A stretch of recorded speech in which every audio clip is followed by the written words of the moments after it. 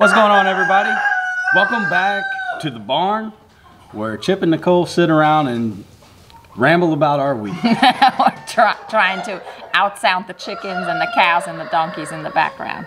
But hey. It was a hectic week for me. He did really good. I'm really proud of him. No. I'm really proud. I would exchange you being here for a lack of pride in me. Well, that's true. It's better when it's a team. I know. But unfortunately, Nicole had to go out of town again this week. And so you probably know I have a real job. This is not our full-time source of income. Unfortunately. And I got a system with the kids that whenever Nicole goes out of town, the kids go to grandma's, grandma gets them to school, and I have to shift my time a little bit so that I can be off work in time to pick them up from school, but still get my 8-hour day in. Well, the day before Nicole flew out to Jacksonville, our boss put us on overtime. Well, that didn't go well. We got a fight over a nesting box. You got it. So my supervisor put us on mandatory overtime. So well, it was a big struggle to because then I got to be at work at 4:30 in the morning. And anyways, Grandma decided to help. She would come and pick the kids up and take them to school instead of me driving the kids to Grandma's house. So big shout out to Grandma for helping out with that, because that saved me a lot. But then I'm waking up at 2:45 in the morning to get barn chores done before I go to work, because I got to be at work at 4:30, and just getting home at the end of the day, picking the kids up and getting home and just being dog tired. Yeah, well, and then the kids have activities after school too, so that adds on to the driving around. And Amber, so I had to drive basically 2 days while Nicole was gone out of the 3. I basically had to drive all the way home to get Zachary off from school, and then wait an hour to go get Amber from her school. And their schools are about 30 minutes apart, and then come home and then do barn chores and cook and feed everybody, cook and get everybody fed and ready for bed. And then I got to be in bed at like 8 o'clock so that I can get up at 2:45 the next morning and do it all again. And so, what was it? Tuesday, Nicole's first day gone. The day prior, we rolled out a bale of hay.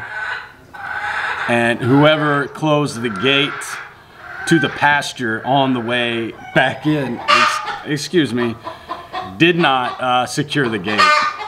And when we came home to do barn chores, there was a party going on in the barn. It was all 5 cows. It was both of our donkeys and about 20 chickens just partying in here. The cows had flipped over every feed barrel. We lost half of our dog food, lots of grain, and the entire barn floor was just covered in manure. But they were living their best life. I came in and Muku had his head in a bag of feed, and he was just rocking to a bag of feed.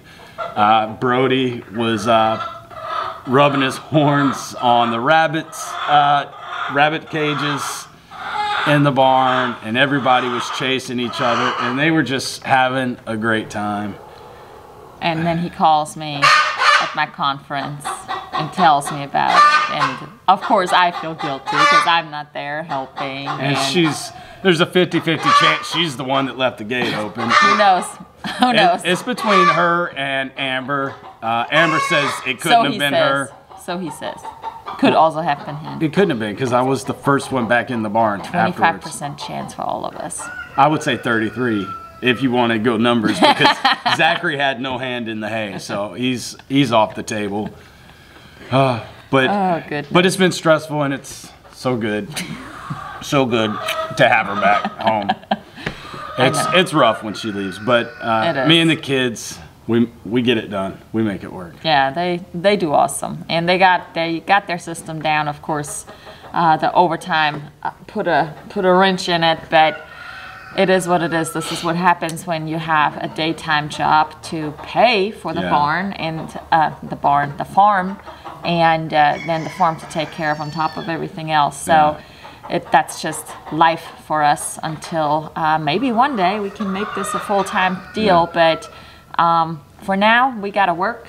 And but I wouldn't change it, because at the end of the day, after we feed, and I can sit on our bench and just watch the goats play. And let the manure be in the barn. It's worth Whatever. it. At the end of the day, it's it's worth it. It stings, the feed that's lost and the cleanup that needs to be done, and you might get angry right there in the moment. But honestly, number one, it's a really good workout. Yeah. It's really great for you to do this kind of work and being outside when you're looking at it, when you're taking a step back and just looking at the big picture.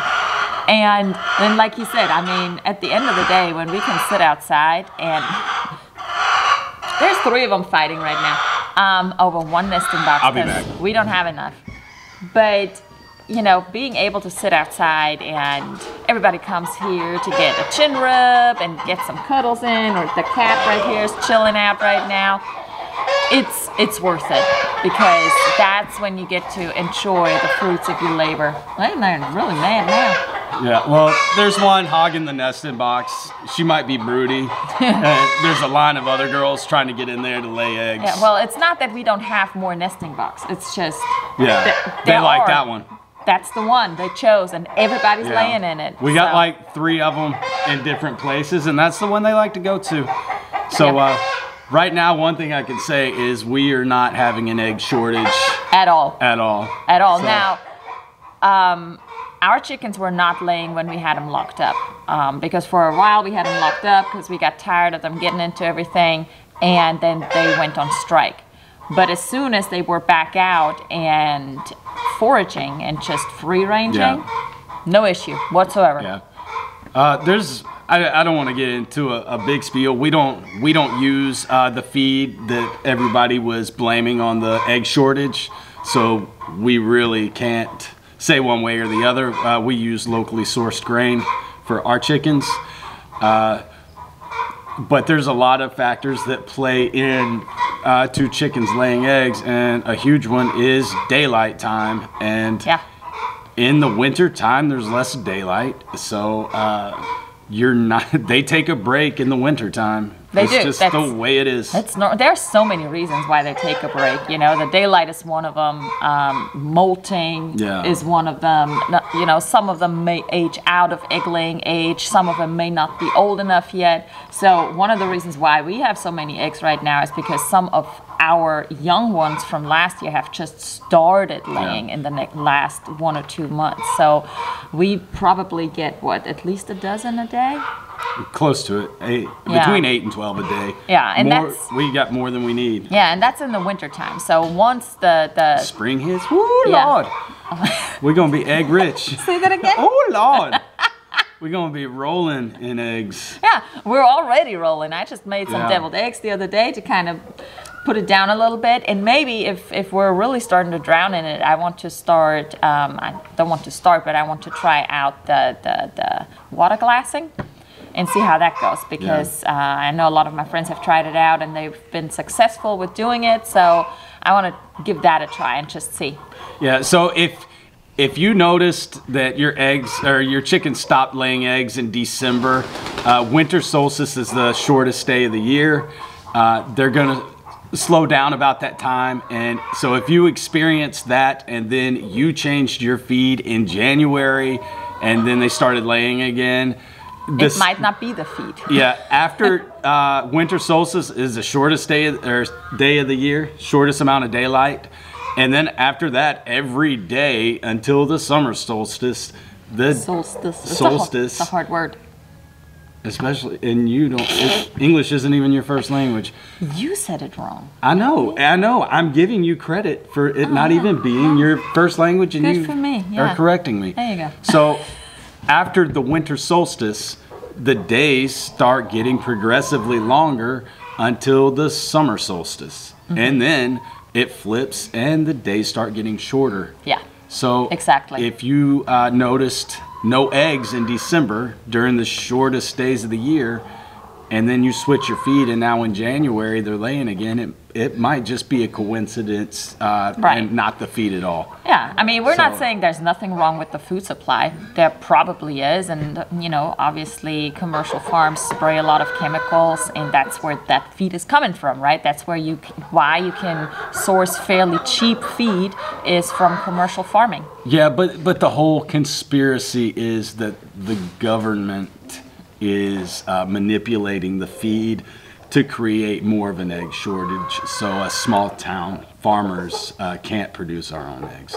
That's the conspiracy that's out there. I got you. See, I haven't even paid attention. Yeah, I'm not saying all conspiracies are wrong or completely wrong, but I don't think there's anything to this one. I don't know what the feed companies would have to gain by selling feed that doesn't work. Yeah, I mean, overall, right, we're spraying so many chemicals on our fields everywhere. All the commercial farms do. That's what they have to do in order to create a controlled growing environment. That's just what it is. That's what they do. Now, us doing it on a much smaller scale, we try to not spray. However, do we spray it all? I don't think we spray it. We use a little bit. But we use all natural stuff, like neem oil. Yeah, exactly. Yeah. But the thing there is, there are natural ways. However, the majority of commercial farms don't use natural or organic ways necessarily to grow their stuff. And when we're looking at the price tag, the cheaper you're trying to source your feed, the more likely it's going to come from an oversprayed commercial farm. That's just what it is, unfortunately. So we try to grow as much as possible here.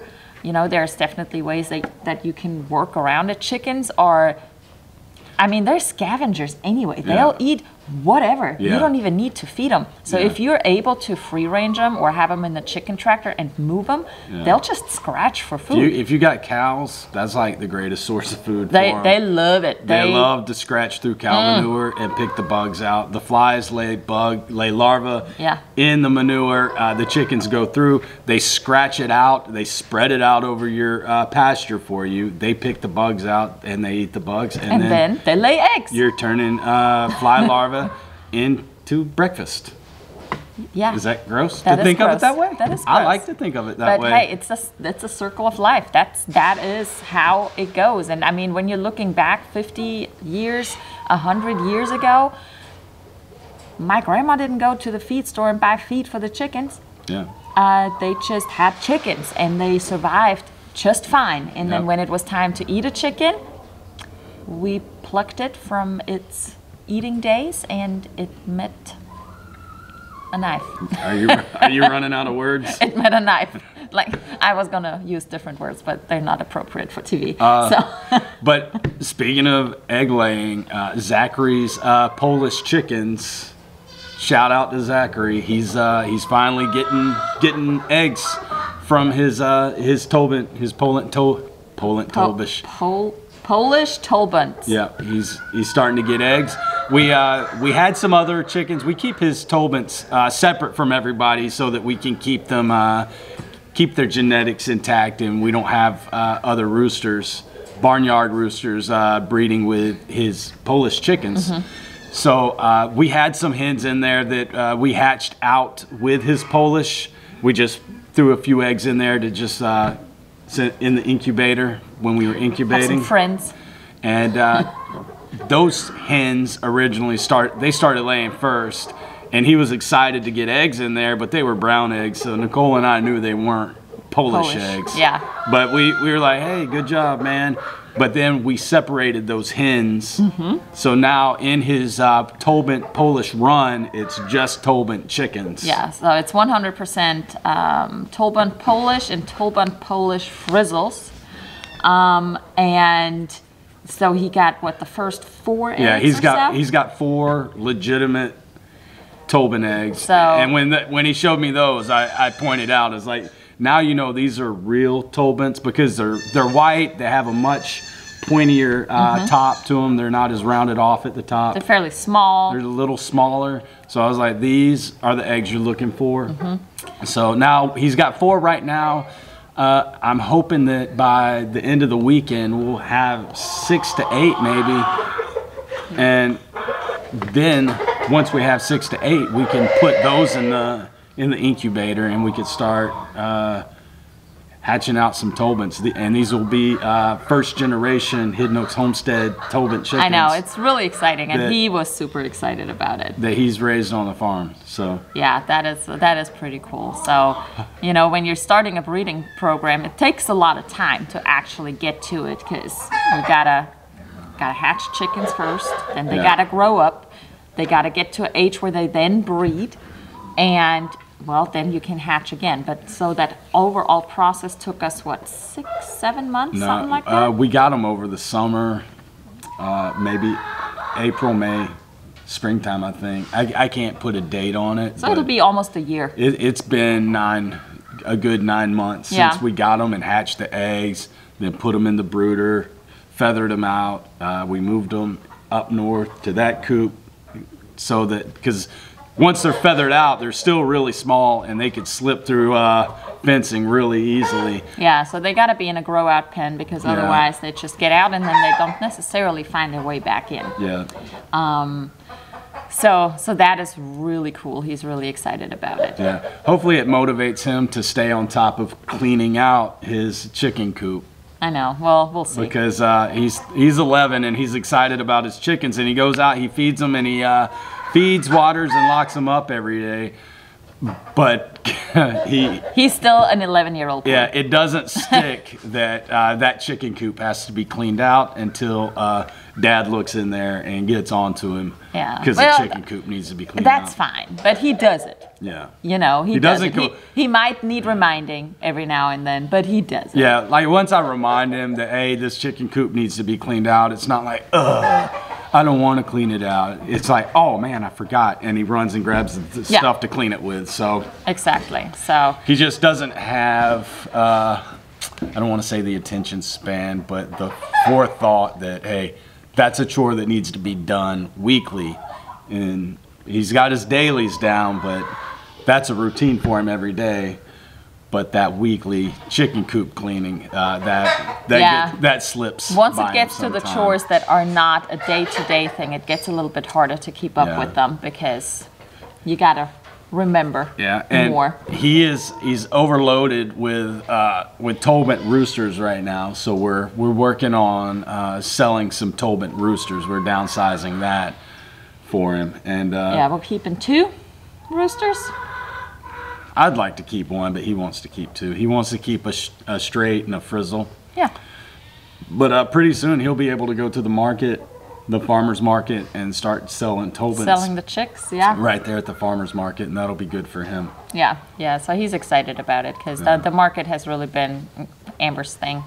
Yeah. And he just kind of hangs out with his buddies that he has up there. Yeah, yeah. But that's exciting. And then of course we started dropping goat babies all over the place. But our mamas should be due, what, by the end of the month probably? Yeah, dropping. I meant to tell you, now that we're with friends, I think I want to change our breeding schedule and start putting them in September. We usually put the buck out with the moms on October 1st, and I think I want to change that to September, because I want to start seeing them in February so that they're ready for their new homes in the springtime. Because having them in March, and babies dropping in March, and then they need 8 weeks before they go. Now we're looking at May, June before they're ready to go to their new homes. So, and it's not like, I mean, these goats that we've had drop in January and December have fared just fine. They have. Nicole's big concern was having babies in January and December when it's really cold. Yep. And we've had that, and these goats are so hardy that it's not a problem. It wasn't. Last year it was a problem because we were out of town for like, what, 2 or 3 of those kiddings? Yeah. So it was always the farm setter that had to deal with it. So. But we didn't have any losses last year. We didn't. We didn't. So it worked out. It worked. Still, so I think I'm going to start chipping away at Nicole on that, moving the buck in with the does September 1st instead of October 1st. Yeah. Well, we were also talking about splitting them up. Splitting them up. Splitting them up. Halvesies. So that we have so that we always have milk. Because right now, obviously, when it's breeding season or kidding season, we don't have fresh milk, so we have to buy milk. And we like to be able to have our own milk every day. And it'd be easy to do. We would just, whenever we bring the buck here with these does, we would just need to move what does we don't want to breed up to the Miller Lodge. Yeah. That way, and then they could stay up there. And then after that, we just bounce the buck back and forth. And then it's going to be easier to milk too, to keep the ones that are in milk closer to the house. Yeah. Look at that. No, you're missing what I'm saying. Once we move those does up to the Miller Lodge, we would have does at the Miller Lodge, and we'll have does here. Oh, and just leave and the then boys in the Miller Lodge? No, well, they just, every 6 months, they bounce back and forth. Oh. So we'll figure it out. There's never a time where they're not with the ladies. Right. We'll figure it out. We shall figure it out. Yeah. But yeah, lots of stuff still going on. We cleared a bunch of stuff away. We need to burn some stuff. We are working on fencing right now, and it's been rainy, so we haven't been able to get back out. And Nicole's been out of town. It's gonna rain all day tomorrow, so we're not really gonna get any fencing done tomorrow, but Sunday potentially. So I'm trying to get him to till a couple of things, either today or tomorrow. It doesn't matter if it rains or not. For the tilling, because I need to get the potatoes in the ground because I got them ready. So I'm trying to not stress with the garden too much this year. So I'm trying to stay more on a planting schedule. Rex! And so potatoes are on the schedule for Sunday because it's going to rain all day Saturday. We can get everything ready, and then Sunday when it's nice, we'll put the potatoes in the ground. And then I really don't have to, I got my seedlings started, but I don't have to put anything else in the ground until after the last frost. So that's going to be busy times right there, getting some more stuff in the ground. But I can do the potatoes right now, and then before the kids and I go to Germany this year, we're going to Germany, we will have the potatoes already dug up. So that's already done with. For the spring. Hopefully we'll have a better harvest this year. We shall see. We shall. We shall. See, we shall. See, we shall. But we're going to pack it up right now, and we're going to go to Tractor Supply. I got to do some stretching first. I've got to resupply all the feed that the cows ate out of the barn. They had an expensive party in here. Yeah. On our dime. Yeah. So anyways, guys, thanks for watching. Thanks for joining us, and we will see you guys in the next Barn Talk. We'll see ya.